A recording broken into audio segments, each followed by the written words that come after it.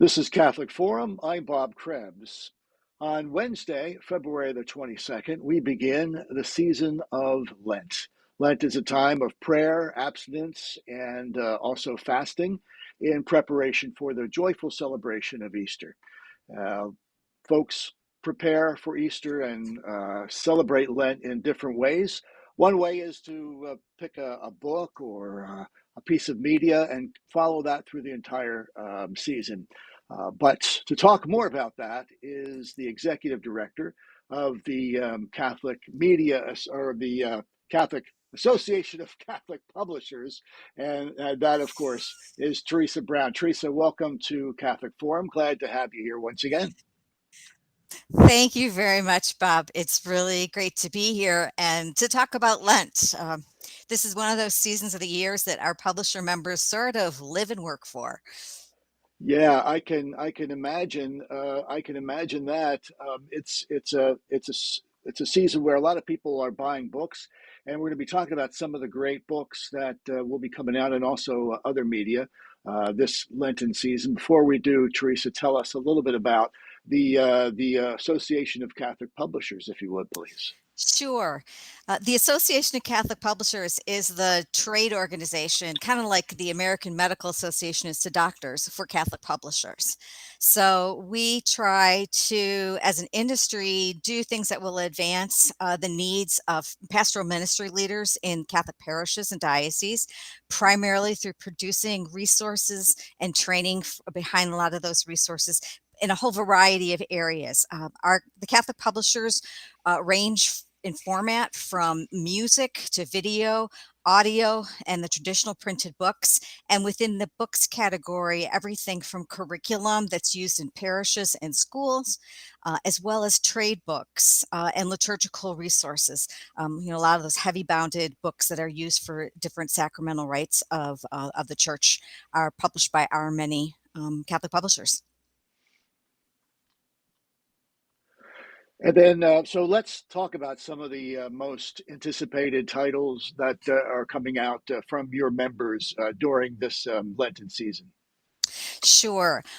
There are a couple of groups of resources that I think are really helpful to think about. When I think about the threefold practices of Lent, that's kind of how I was hanging my ideas around the prayer, almsgiving, and fasting or abstinence.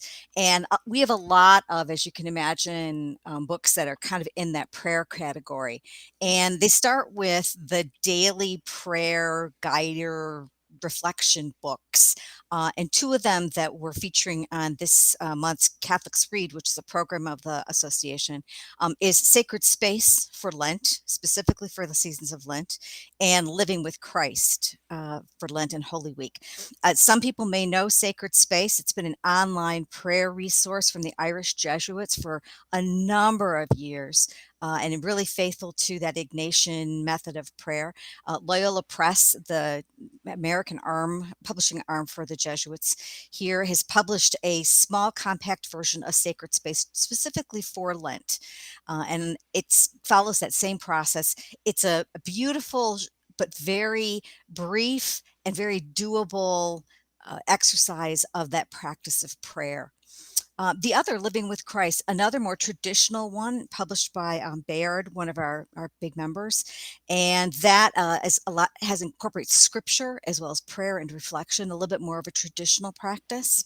So those are two kind of asides. I think if you're going to start a practice during Lent with the idea that maybe it's something you want to continue throughout the year, might be two other resources from one of our members, Ascension Press, and that is the Catechism in a Year and the Bible in a Year.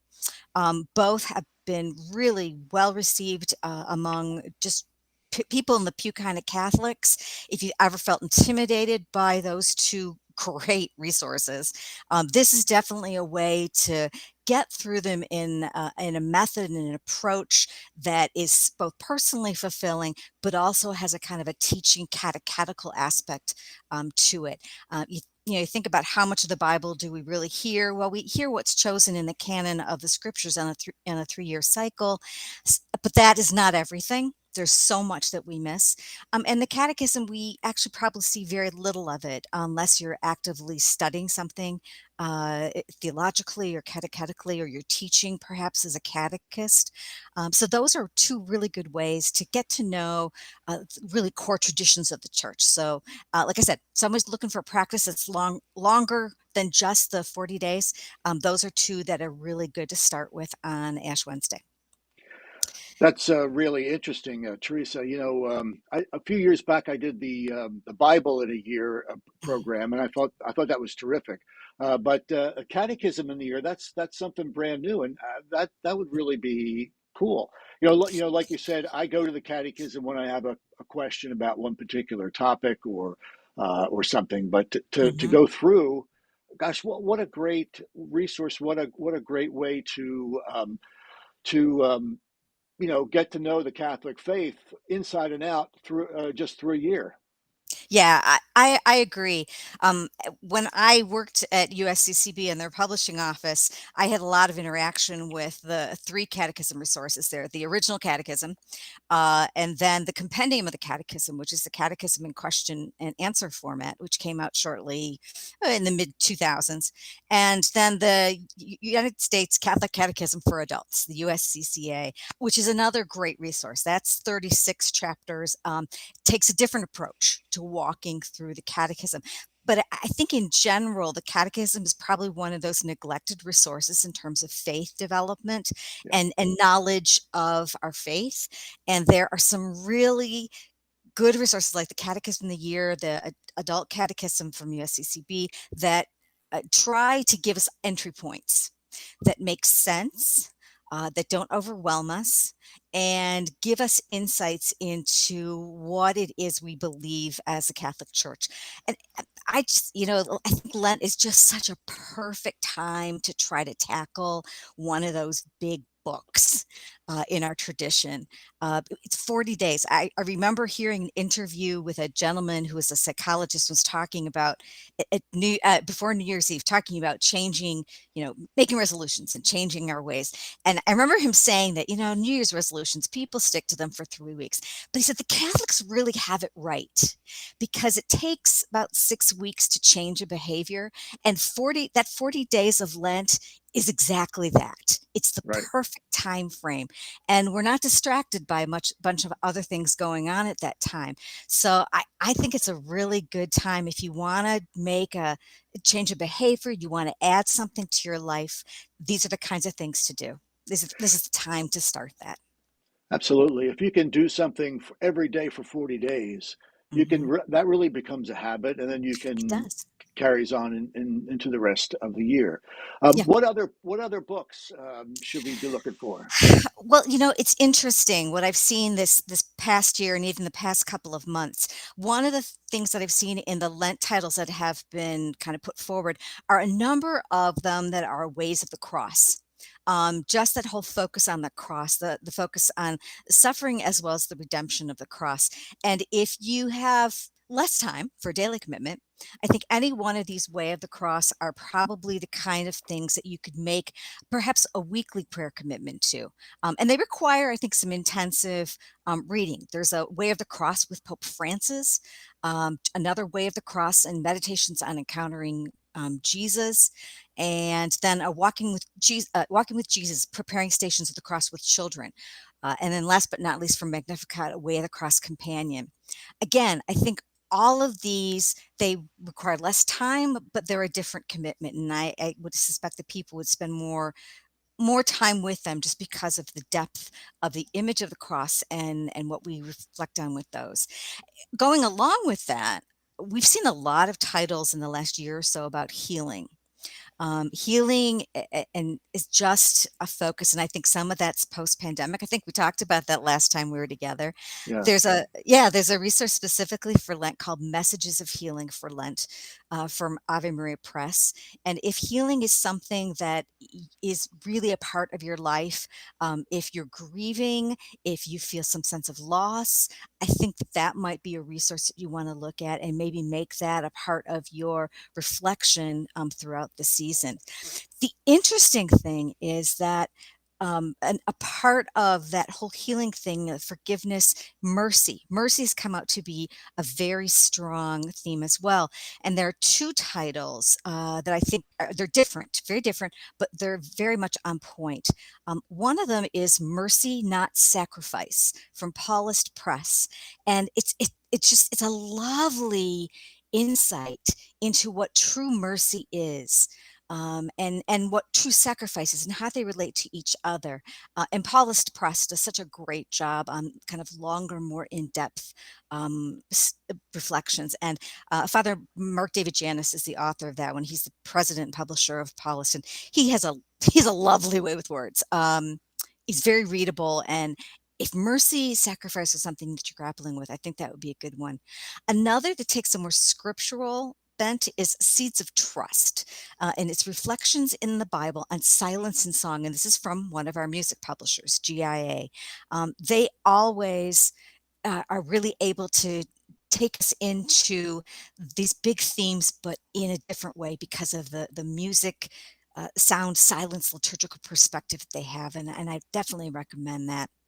And then kind of on the closer we're journeying towards Holy Week, that theme of hope is always present, I think, in our Lent. And there are two new titles that we have in Catholics Read focusing on that. One is Pope Benedict at Spirituality of Communion, something that's really timely given his recent death, and that from Catholic Book Publishing.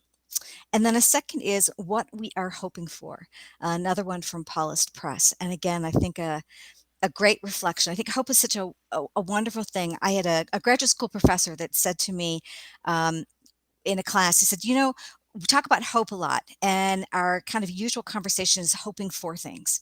But that's not the only hope that there is, especially in scripture and that Jesus models. He really models is the hoping with people. And I think Lent is so much about that hoping with people and with ourselves and with God. And that's why we journey. That's why we're willing to take that journey, because we hope for that resurrection, that Easter rejoicing, but we also are hoped with it's never a journey that we take alone. And so I think those are some really, really great themes for the Lenten season to read this year. Yeah. Absolutely. My guest today on Catholic Forum is Therese Brown, the Executive Director of the Association of Catholic Publishers. I was on your website just recently looking through some of the books that are being promoted. There's a lot of children's books for Lent and Holy Week and Easter. Talk a little bit about that, if you would, please.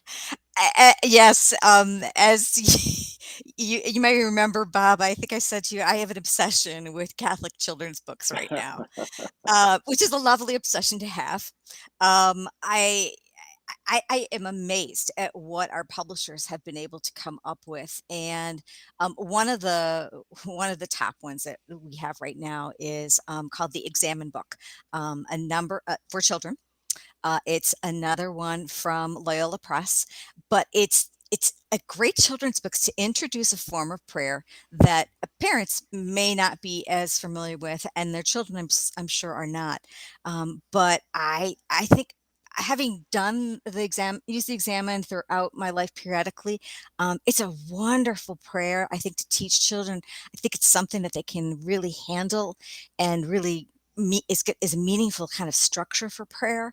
And it connects with real life, which I think is really good for children, especially during this Lenten season. So that's definitely one of the ones I would recommend.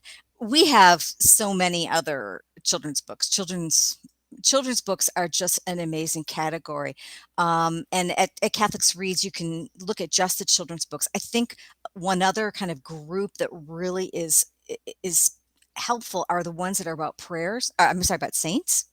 Hmm. I think studying saints is a great way to talk about what it means to be on this journey of faith and to look at the kind of that Lentenness about the saints' lives, where they had to make choices, where they had to sacrifice for certain things, where they had to look beyond themselves. And I think for children of all age, it's a wonderful way of entering into with kind of a mentor, Hmm. somebody that means something, that can mean something for us and for you. as a child. So those are a couple of things I definitely think are good for families and good for children. I think Lent can be a great season for families. Just a Yeah. really great season, if nothing else, to introduce a lot of different prayer forms that are part of our tradition. Like I said, the Way of the Cross, novenas, 9-day novenas, um, daily prayers, praying on the Day of the Saints, which some of our members have those listed at their website. Franciscan Media being one of the first one that comes to mind. There's a book that the bishops have published. It's been around for a long time called Catholic Household Blessings and Prayers. Hmm. That's actually one of our other publishers, Catholic Book Publishing, is distributing now. That's if I were going to ever recommend a prayer book to have in a family home, that would be the book because it has prayers for daily prayers for every day throughout the year, as well as prayers for special seasons and for doing the kinds of things that you want to be praying about during that season. It's just really attentive to the timeliness and the passage of time. So if any parents are listening and you want to get one thing for the family, I would recommend that. Oh, absolutely. I use that, when we bless our creche at Christmas Mhm. time, the blessing of the Christmas tree. There's all sorts of, great resources in that book. Now, we've Yeah. talked a lot about books. Are there other types of media that's available that you would recommend? There always are. Our music publishers always have specific groupings at their websites of music for the Lenten season. And that would be giamusic.com as well as ocp.org. And they will have collated collections of music that you can pull up, many of which you can find on some of the music services like Spotify Hmm. or Amazon Music. And I'm always an advocate for teaching about the faith, especially with children through music. I'm also one who prays with music. I play the piano a little bit, so that's usually part of my prayer practice. So I highly recommend that. If nothing else, just focusing on perhaps the psalms of the season. The psalm that we hear on Sunday can often be a great reflection for the rest of the week. And there are many different renditions of them, from very traditional um, chant to much more contemporary ones by some of the more contemporary musicians who are out there touring in parishes and dioceses and doing retreats and youth conferences and stuff. So uh, I think there's a lot of great audio out there for reflection during Lent season. You've been around for a while in the publishing business and a writer and as well.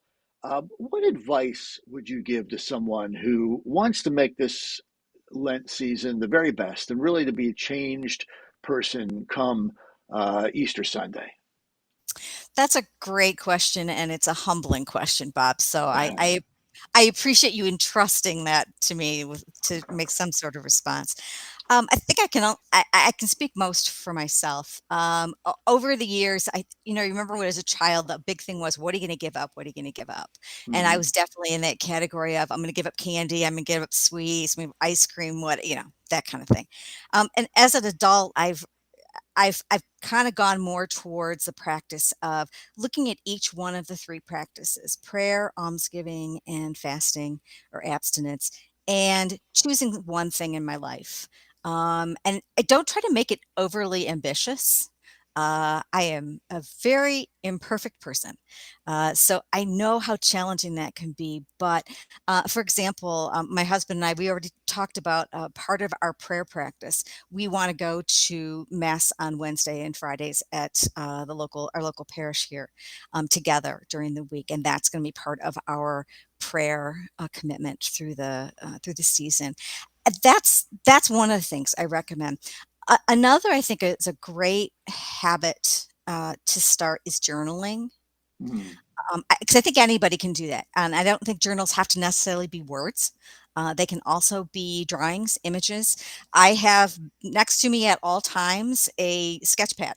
I am a terrible drawer. That's not what I use it for. I use it to sketch out thoughts, to literally draw out my thoughts. And I think journaling can be great.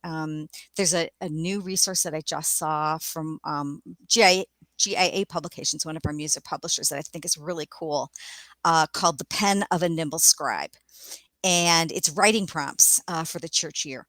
And I remember being in eighth grade, and it was an English activity. Our teacher gave us writing prompts, and we had to write stories. And I remember how helpful that was because I wasn't starting from scratch. And knowing GIA and the wonderful things that they put together, I am sure those writing prompts are going to really lead you somewhere. I think that could be a great start if you want to do a journaling practice.